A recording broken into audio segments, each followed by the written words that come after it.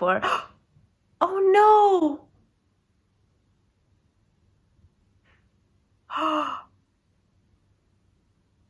I'm an idiot. I meant to vote for something else.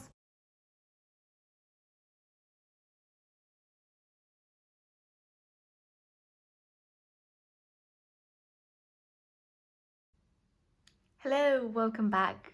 Today's video is going to be a little bit different. We're going to go and check out the Goodreads Choice Awards, which went live yesterday. So we're going to see which books have made it to the first round, and then you're going to help me vote. Now, I'll be sharing my screen, but before that, in case you don't know, the Goodreads Choice Awards happen once a year, every November, and basically give us, the readers, a chance to vote for what we think is the best book in like a variety of different categories or genres. So it's quite exciting. I'm really happy that we as the readers have such a say. And to be quite honest, they're quite prestigious. I think that a lot of authors are quite glad to be nominated and to win. Because I've seen a lot of authors do a call to action and ask their fans to vote for their books. So I think it's quite exciting. And the best part is that not only Goodreads decides like which books to nominate in the first place, but also the readers can write in their own choices. So let's actually open up the site and see what exactly we have. Now, it's on the Goodreads site, obviously.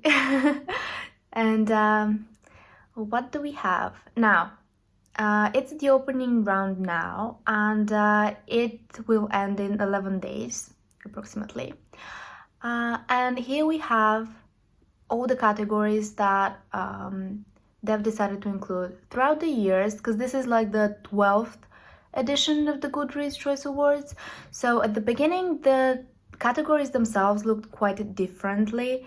They had, from what I remember, fantasy and sci-fi were combined in one.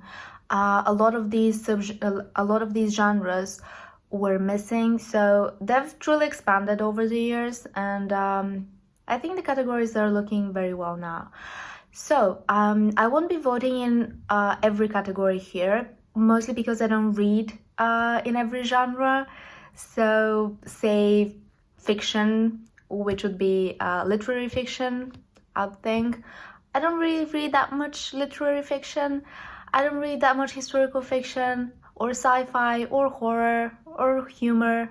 So the categories I'm gonna vote in are mystery and thriller, fantasy, romance. I'm not sure about young adult fiction, but definitely young adult fantasy, because young adult fantasy and fantasy are the two genres that I read the most of, followed closely by mystery and thriller. So let's start with the first genre that appears here on the website and see which books have made it this year. Okay.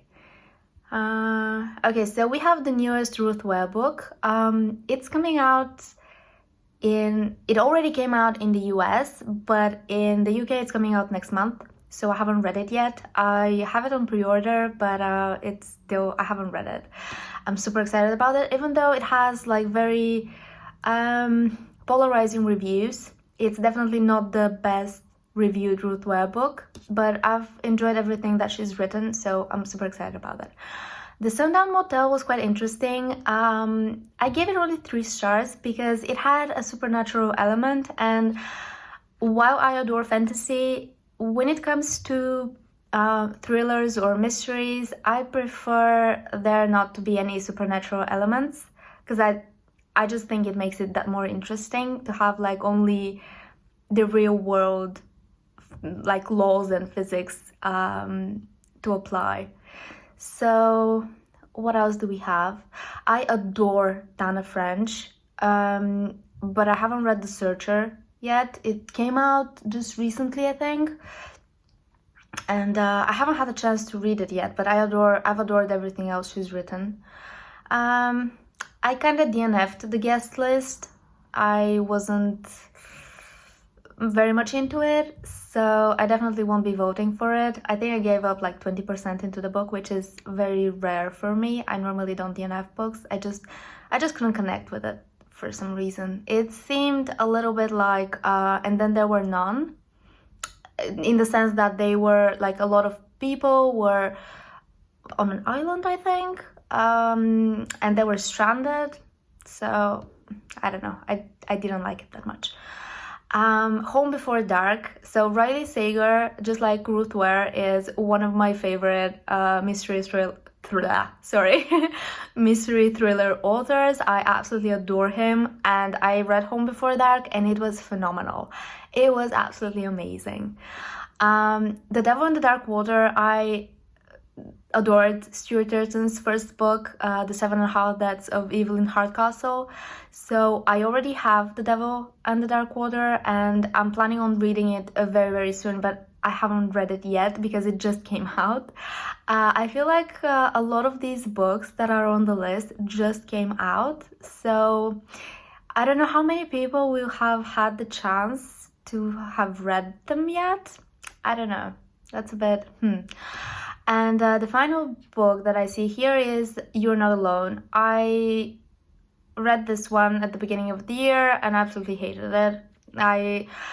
It seems that this author duo is just not for me. I did not enjoy this book whatsoever. So out of all these 18 books, I've read a few, so I don't feel bad voting, because like if I've read only one book, it doesn't really make sense to vote because you don't know like what the competition is.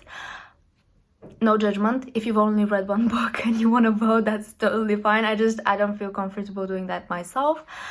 But in this case, I've read a few of the books, so I will definitely vote.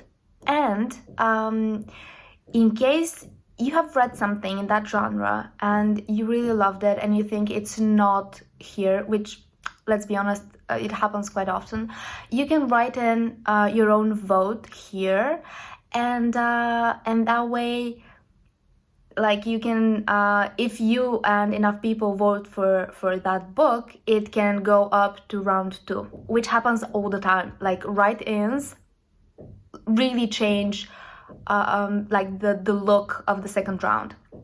So I remember last year, I think I was looking at the categories and the second round had a lot of write-ins, so that was great. In this case, I don't have a different book to write in because I am definitely gonna vote for Home Before Dark because it was my favorite mystery thriller of the year. It was amazing, so I'm gonna vote for it. Okay, whew. One down. Now, we're skipping historical fiction because I haven't read any historical fiction this year, and we're moving on to fantasy. Let's see.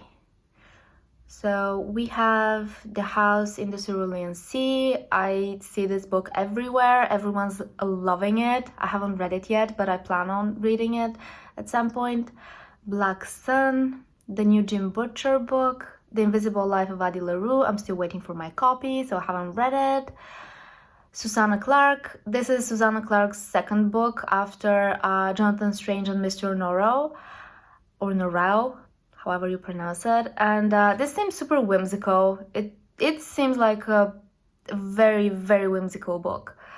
N.K. Jemisin's latest book, The City We Became, A Deadly Education. The Girl in the Stars is set in the same world as Red Sister, which I adored.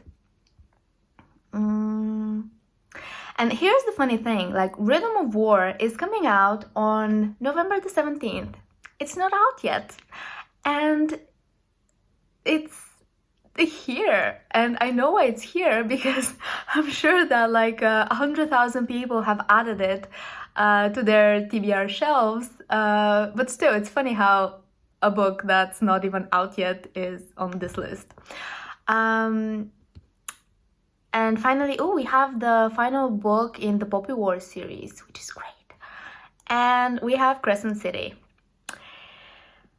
Okay. So, I know that I have to be honest, I think that Rhythm of War is gonna win. It's fantasy and Brandon Sanders, it's fantasy and Brandon Sanderson writes fantasy like no one else. So I'm pretty sure that Rhythm of War is gonna win. But I haven't read it yet because it's not out yet and I don't have an arc. But I cannot vote for a book I haven't read. And out of all the books here, the one that I love the most, and this might be controversial or something, I don't know. But the one that I love the most is definitely Crescent City. I have a very specific love-hate relationship with Sarah J. Maas's books. I either absolutely adore them or I hate them. I really did not like Throne of Glass, and I didn't enjoy all the books in the A Court of Thorns and Roses series. But Crescent City, oh my god, it was amazing. Like, it had vampires and werewolves and angels and fae, which normally are things that we have in urban fantasy, but they were set in a high fantasy setting, and that changed everything. I think it made the whole book very unique, and I absolutely loved it. I'm definitely gonna vote for it. I'm sorry. I think it was great. Yeah. Otherwise, if I'd read Rhythm of War, I would have probably voted for that one, but I haven't. So it's House of Earth and Blood. I can't wait for book 2. Next up, we have romance. Woo-hoo.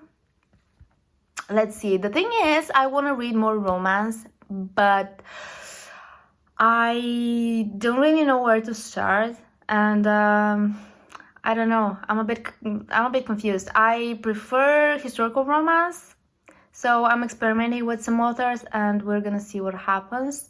So these are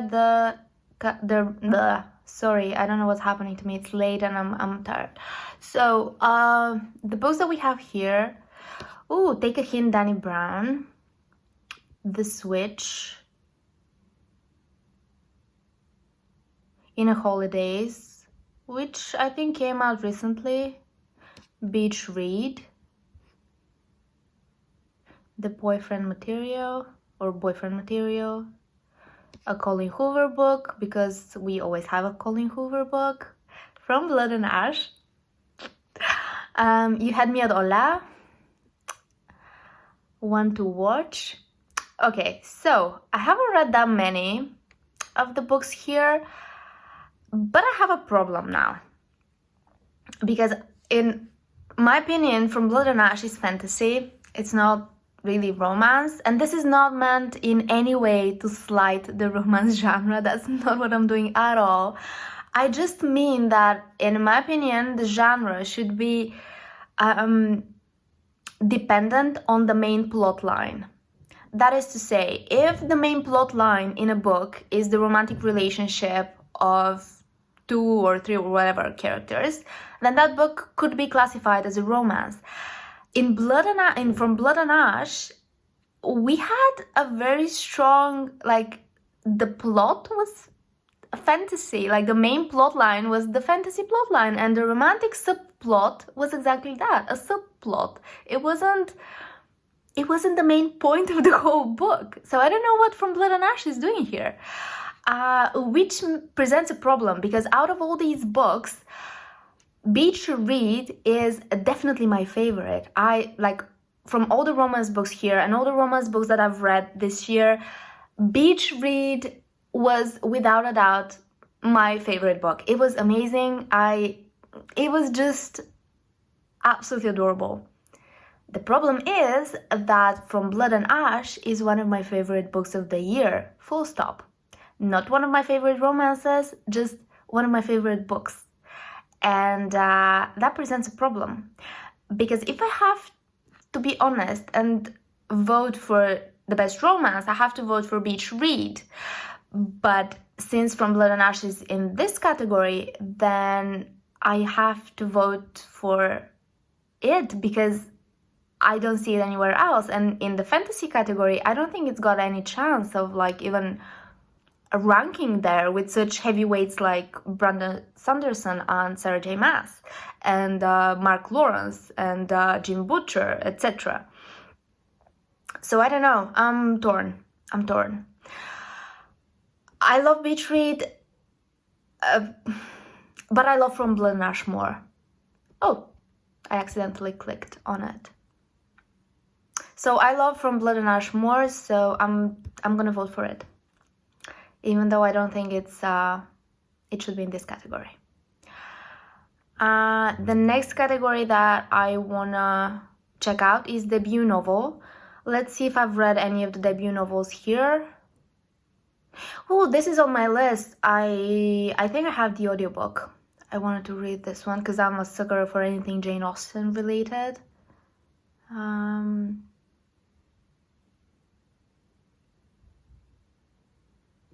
Oh, this book seemed very interesting. I saw it in another category as well, and I've seen nothing but great reviews for it. And of course, everyone's raving about Cemetery Boys. It's like, this book is so popular at the moment. Everyone absolutely adores it. I haven't read it yet. My Dark Vanessa, I have it, but I haven't read it because I think that I need to be in a very specific mental state because it's going to be a very hard book to read. So basically, I haven't read a single book out of these. Shame on me. Shame on me. I can vote here because I haven't read any of these books. Now, young adult fiction, I don't think I'll be able to vote here either. But let's see.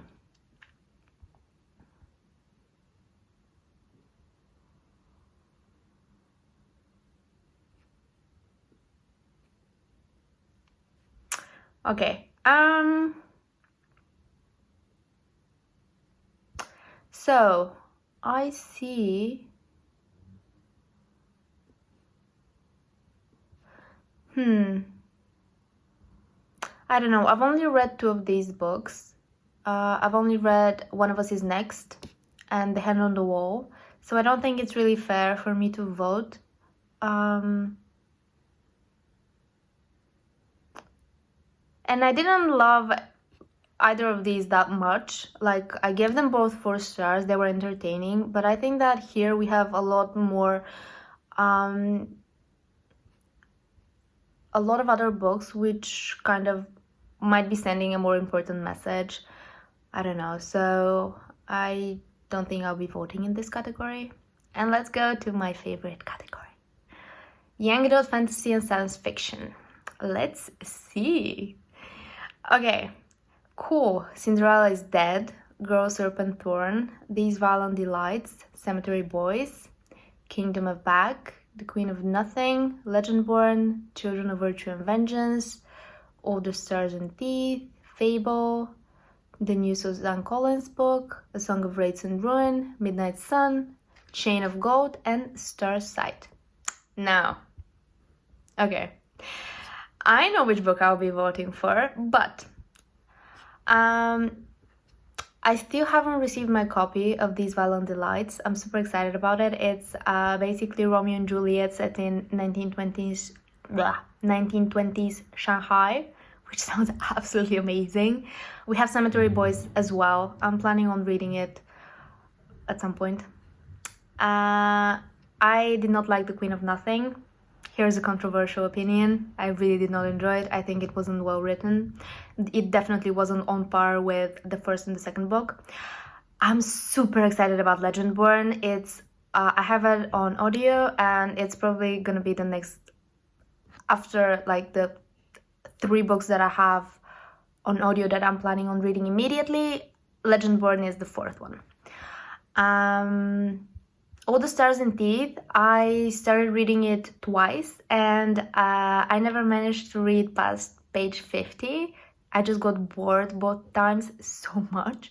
So I'll definitely won't be voting for this book, even though I got it on release week because I really wanted to support the author. I thought it was gonna be super interesting, and I was super bored. Fable, I didn't like it at all. I don't know why maybe it's me and ocean themed books, but even though I really loved one of the ocean themed books that I read earlier this year, so it might not be that, I don't know. But Fable, I definitely did not enjoy it. I gave it 3 stars still, but it wasn't my favorite read. A Midnight Sun, everyone knows what this is, and Chain of Gold. And this is the second book in the Skyward series by Brandon Sanderson. It's sci-fi, young adult sci-fi. So, out of all these books, my favorite was definitely Chain of Gold. I feel like such a cliche voting for these books, but it's like I absolutely adored it. I think credit is due where credit is due, and Cassie Clare just outdid herself with this book. I know that like some people hate the Shadowhunter series, other people adore it. I think each book gets better and better, and Chain of Gold was great. It was absolutely phenomenal in my opinion. So yeah, and that was it basically. I voted for in all the categories that I really feel that I had an opinion about, and so I voted for mystery and thriller, fantasy, romance, and young adult fantasy and science fiction. Thank you so much for watching, and let me know which books you're gonna vote for. Oh no!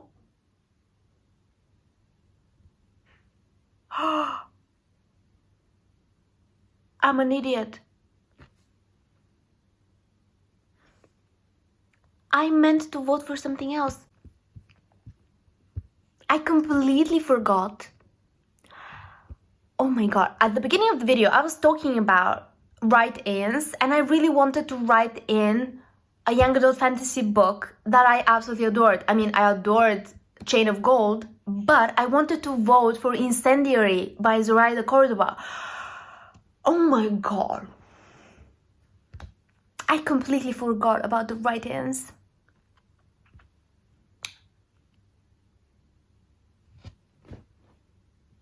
I think I'm gonna cry.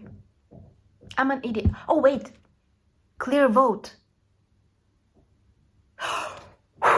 Okay, crisis averted. Okay, so I'm gonna vote for Incendiary.